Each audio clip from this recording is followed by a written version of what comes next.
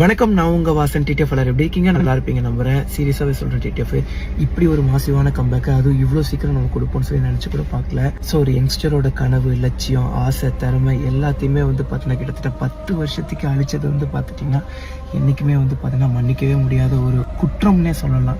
இல்லாத கேஸை போட்டு 45 நாள் நம்மளை கஷ்டப்படுத்தி, அதுவும் பார்த்தீங்கன்னா ஹாஸ்பிட்டலில் இருக்க வேண்டிய பேஷண்ட்டை பண்ண ஜெயிலில், அதுவும் முதுகில் எலும்பு 2 எலும்பு உடஞ்சிருந்துச்சு. 2 எலும்பு உடஞ்சுமே நம்ம பண்ண தரையில தான் படுத்து தூங்கணும். கிட்டத்தட்ட 45 நாள்ல 40 நாள் பக்கம். ஸோ இல்லாத ஒரு விஷயத்தை ஊதி ஊதி ஊதி ஊதி பெருசாக்கி ஒரு டிஆர்பிக்காக, அதுவும் நம்மளை வச்சு நியூஸ் போட்டால் நல்லா வியூஸ் போகுது அப்படிங்கிற ஒரு கேவலமான ஒரு விஷயத்தினால இல்லாத பொல்லாத விஷயத்தெல்லாம் சொல்லி பெரிய பிரச்சனையாக்கி நம்மளை ரோட் லைஃப்குள்ளேயே என்ட்ராக விடாம பண்ணிட்டாங்க. பட் இதுக்கப்புறம் அப்படி இருக்க போறது இல்லை. நாளைக்கு கண்டிப்பா செக் பண்ணி பாருங்க.